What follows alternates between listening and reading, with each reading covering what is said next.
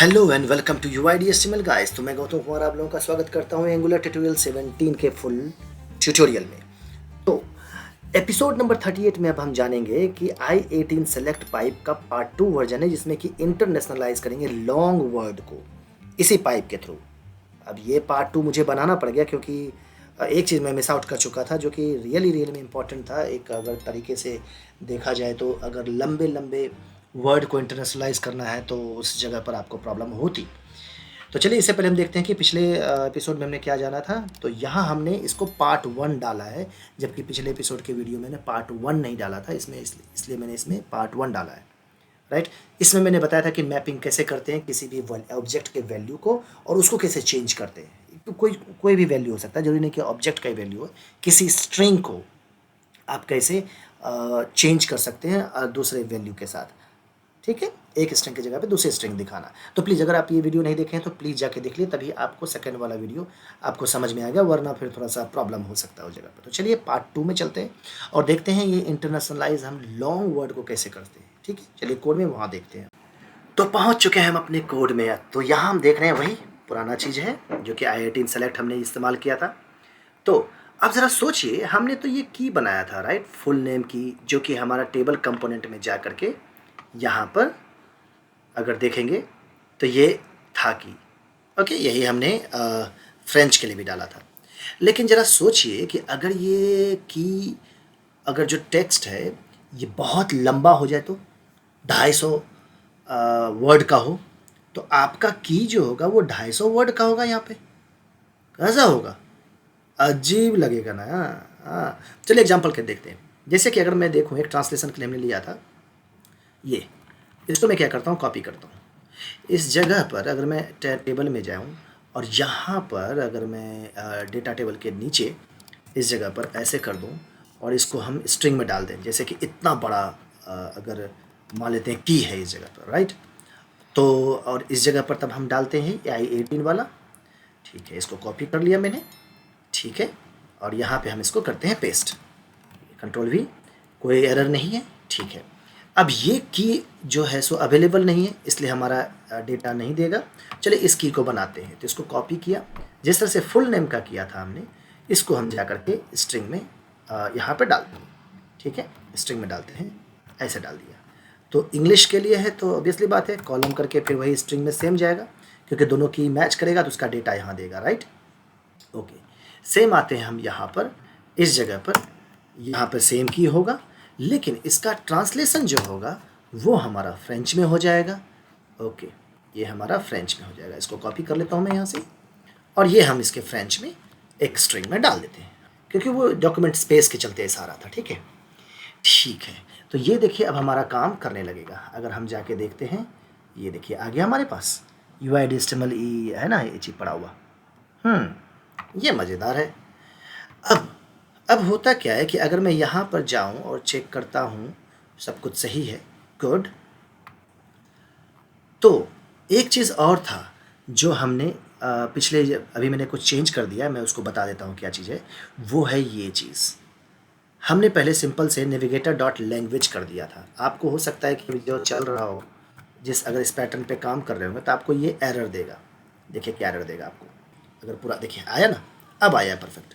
Navigator is not defined. इसलिए हमने क्या किया था, नेविगेटर को तब हमने नेविगेटर डॉट लैंग्वेज लेने का कोशिश किया जब हमने इसके टाइप ऑफ को चेक कर लिया।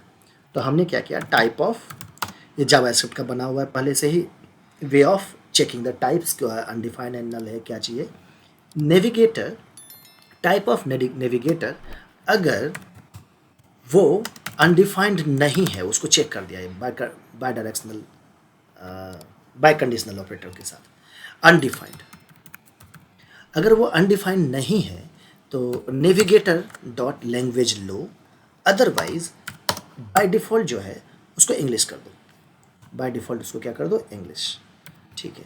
तो इसको जब सेव करेंगे तो देखिए वो आपको एरर नहीं देगा यहाँ पर, ठीक है। वो लोड कर रहा है जगह पर, देखिए रिलोड हो रहा है, यहाँ पे पेज रिलोड हो चुका है, बट यहाँ पे कोई एरर नहीं दिया फाइनली। ओके, अब ये चेक करना है। अब जरा सोचिएगा एक सेकंड के लिए कि आपके टेबल में ये तो यूज़र लैंग ऑब्जेक्ट है, फ्रेंड मतलब इंग्लिश ये चीज़ है, लेकिन अगर ये कितने फाइल पे बनाएंगे, बहुत सारे फाइल पे बनाएंगे, तो क्यों ना इसको एक सेपरेट जगह पे रखें जहाँ पर हमारा इंग्लिश का जेसन फाइल अलग हो और फ्रेंच का जेसन फाइल अलग हो। तो एक काम करते हैं, चलिए हम चलते हैं एसेट्स फोल्डर में जहाँ पर कि हम कुछ और जेसन फाइल बनाएंगे। ठीक है, तो हम चलते हैं एसेट्स फाइल। एसेट्स फाइल ये है, एसेट्स में जाके एक फोल्डर बनाते हैं जिसमें कि I18N लिखते हैं, जो कि इससे रिप्रेजेंट होता है कि हम ट्रांसलेशन के लिए कर रहे हैं। देखते हैं गूगल ट्रांसलेट का इधर आइकन भी बन गया है। इसमें एक फ़ाइल बनाते हैं en.json, ठीक है, और दूसरा फाइल बनाते हैं हम यहाँ पर fr.json। अब अपने मर्जी से जितने भी लैंग्वेज है उस हिसाब से जेसन फाइल बना सकते हैं। ठीक है, तो चलिए एक काम करते हैं कि यहाँ से हम जेसन फाइल अगर बनाने की कोशिश करेंगे तो हम इंग्लिश के जेसन फाइल को उठाते हैं, यहाँ से कट करते हैं और en में जाके पेस्ट कर देते हैं। ठीक है, उसी तरह से fr का उठाते हैं यहाँ से और यहाँ से हम करते हैं कट और पेस्ट। आ जाओ, यहाँ से पेस्ट कर दिया। ठीक है, अब जेसन फाइल में क्या होता है ये तो हम नहीं दे सकते। ठीक है, और ये सारे जो है हमारे स्ट्रिंग फॉर्मेट में होंगे, की और वैल्यू भी। राइट, चलिए मैं की और वैल्यू करके फिर मैं कंटिन्यू करता हूँ। तो हमने इसको देखिए सबको स्ट्रिंग बना दिया है, कीज़ को भी और वैल्यूज़ को भी। ठीक है, ओके, उसी तरह इंग्लिश en जेसन का भी कर दिया। तो आप हम सोचेंगे कि चलो अब en जेसन बन गया है तो जेसन फाइल को इसमें इंपोर्ट करते हैं और काम करते हैं। चलिए जेसन फाइल को इंपोर्ट करते हैं। अब जेसन फाइल को इंपोर्ट करने के लिए आप किस वैल्यू से इंपोर्ट करोगे, मतलब होता है ना किस में आप डालोगे इस वैल्यू को। ये तो यहाँ दिया नहीं, कुछ एक्सपोर्टेड नहीं है। अब जब कुछ एक्सपोर्ट नहीं है तो मॉड्यूल में एक्सपोर्ट नहीं है, तो मॉड्यूल अगर नहीं बनाया है तो हम क्या करते हैं, एक रिप्रेजेंटेशन डाल देते हैं। ठीक है, इंपोर्ट कर दिया, मैं करता हूँ en जेसन, en लैंग्वेज कर देता हूँ, en लैंग्वेज कर दिया। फ्रॉम यहाँ डालते हैं, फ्रॉम उस चेक जहाँ लोकेशन है, .///////। देखिए एसेट्स तक पहुँच गए। एसेट्स के बाद हम क्या करेंगे, हम I18N लिए और स्लैश करके en.json कर दिए। ठीक है, कोई दिक्कत नहीं है, दिक्कत है। चलिए हम पहले fr जेसन को भी लेते आते हैं, fr.json। चलिए en लैंग्वेज को हम करते हैं fr लैंग्वेज।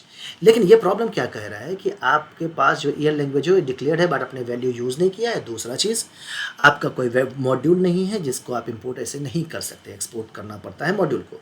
अदरवाइज़ आपको क्या करना पड़ेगा कि आपको यहाँ पर ts कॉन्फ़िगरेशन में जाना है, tsconfig.json में, और यहाँ पर आपको क्या करना है, रिजॉल्व जेसन मॉड्यूल, और भाई करंटली फॉल्स होता है, इसको ट्रू कर देना है।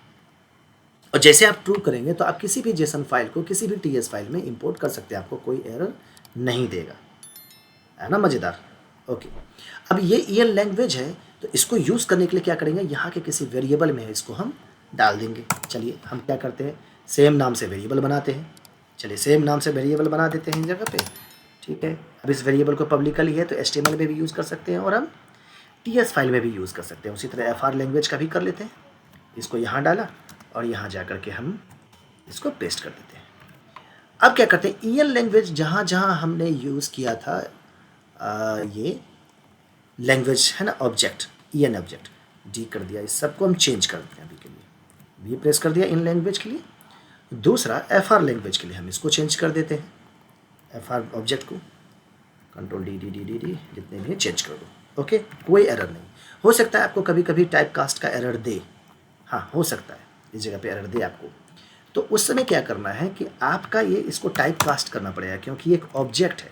ऑब्जेक्ट में जो है आप जेसन फाइल में क्या कर रहे हो, स्ट्रिंग ले रहे हो की को, और वैल्यू को भी स्ट्रिंग में ले रहे हो, तो वो आपको डिफाइन करना पड़ेगा। वो भी डिफाइन क्या करना पड़ता है, स्ट्रिंग को रिप्रेजेंटेशन हम कैसे करते हैं ऑब्जेक्ट में, ऑब्जेक्ट डॉट करके नहीं करते हैं, स्क्वायर ब्रैकेट के साथ करते हैं। तो यहाँ भी हमको स्क्वायर ब्रैकेट में बताना पड़ेगा कि ये की है जिसको भी हम स्ट्रिंग में ले रहे हैं।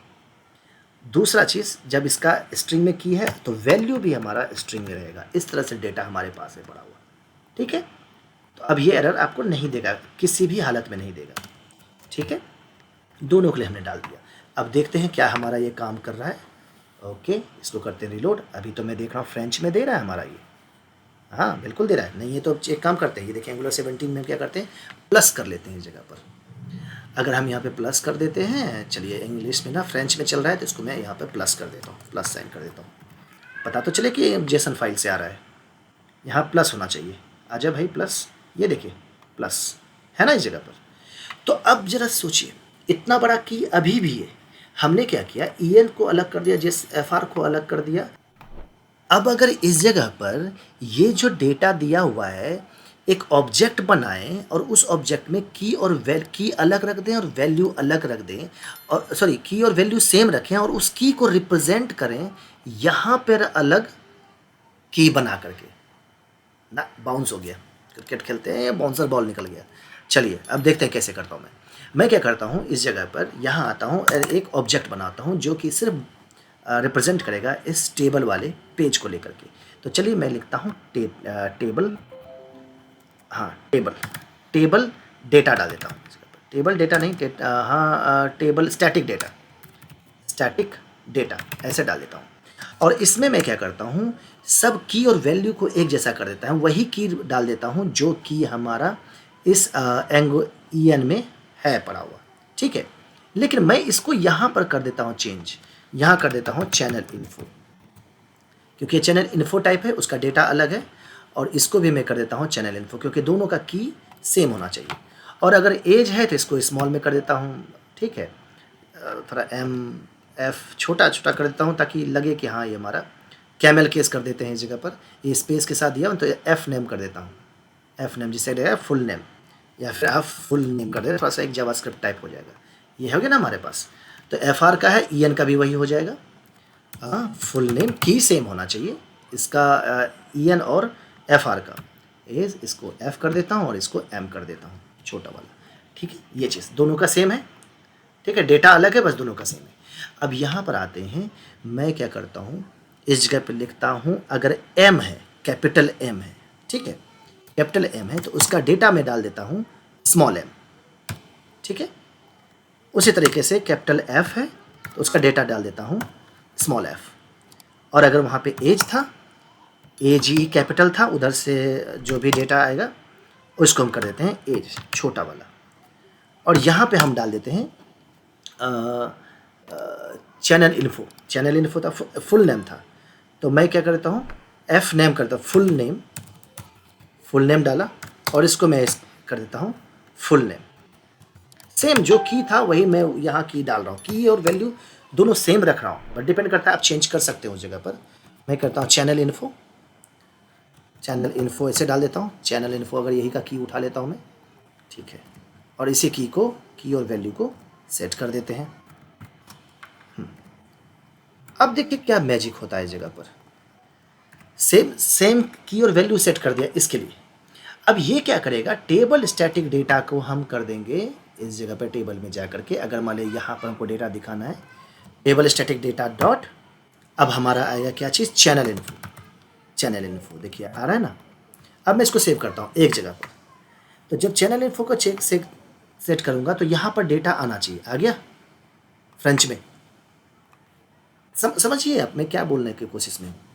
ये चैनल इन्फो बताया इस चैनल इन्फो को, क्यों, क्योंकि कहा जाता है I17 करें, I18 सेलेक्ट क्या करता है कि कोई भी वैल्यू अगर आप लाते हो वो क्या करेगा, एक ऑब्जेक्ट में जाके सर्च करेगा कि अगर वो वैल्यू किसी से मैच कर रहा है तो उसका डेटा दिखाओ, है ना यही चीज़।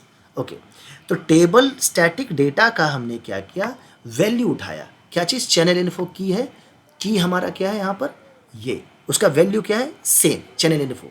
वो क्या करेगा, वो जाएगा चेक करेगा लैंग्वेज FR है कि क्या है, तो यहाँ चेक किया लैंग्वेज FR है, ठीक है।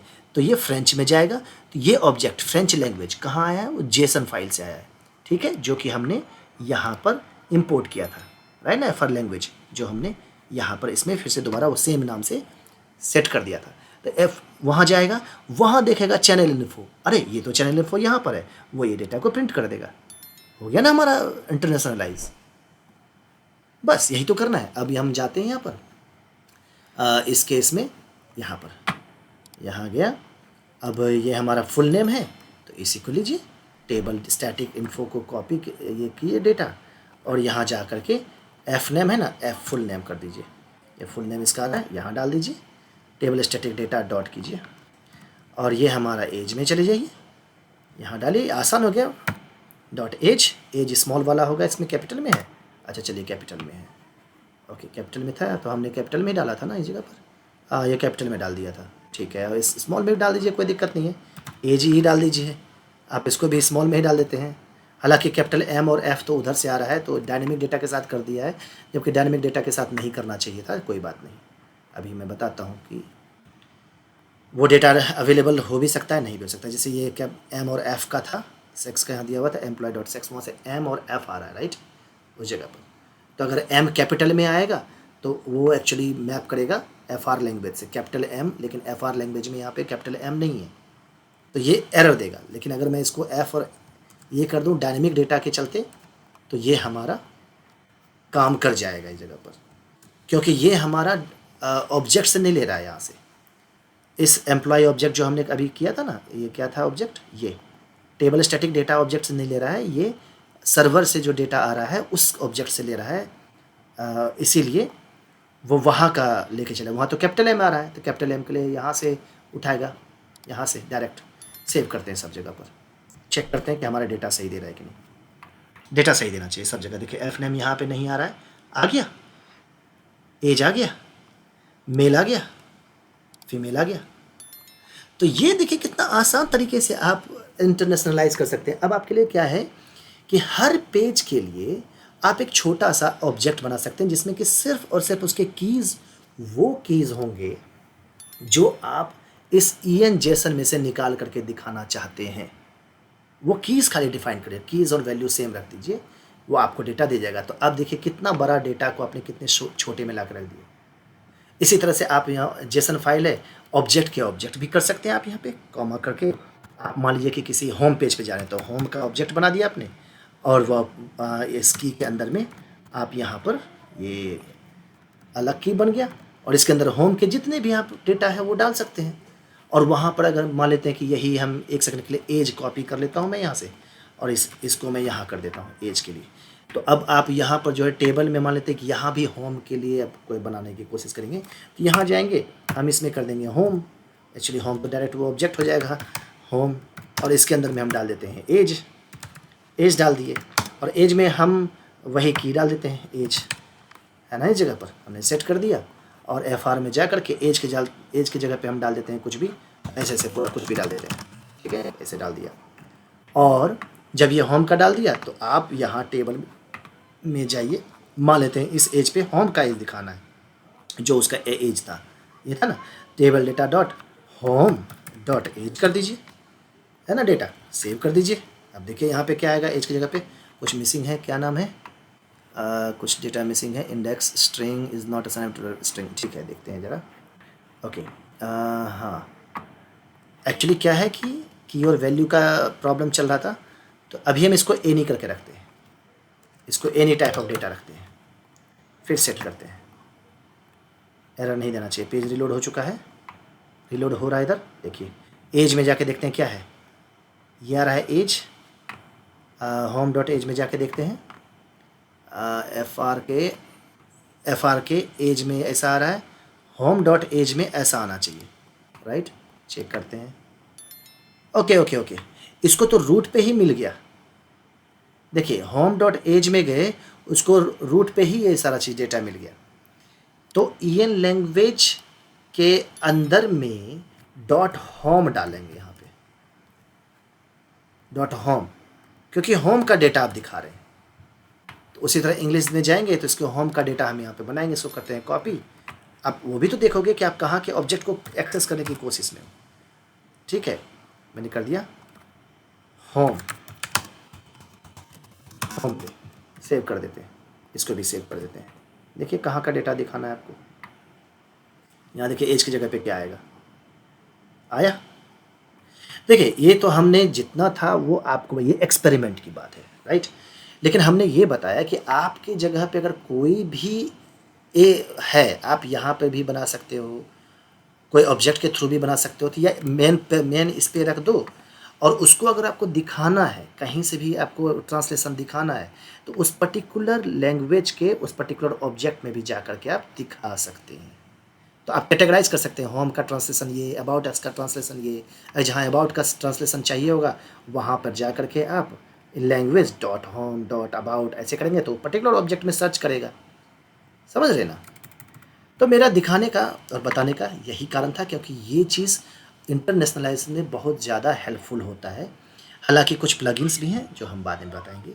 ये तो एंगुलर 17 में पाइप था, जो कि बिना किसी प्लगइन के हिसाब से आप काम कर सकते हैं और बड़े मज़े से आप उसका डेटा निकाल सकते हैं। ओके, तो चलिए मिलते हैं नेक्स्ट वीडियो में, जो है कि I18 ये है प्लूरल, I18 प्लूरल, उसमें जाके हम देखते हैं कि कैसे हम I18 प्लूरल को एक्सेस करते हैं और उसका क्या बेनिफिट है। ओके, और प्लीज़ चैनल को सब्सक्राइब कर लीजिएगा, लाइक बटन, अगर आपको लगा कि हाँ कुछ डीप नॉलेज मिला है तो प्लीज़ लाइक भी कर दीजिएगा और बेल आइकन भी प्रेस कर दीजिएगा ऑल के साथ। मिलते हैं नेक्स्ट वीडियो में, तब तक के लिए बाय बाय।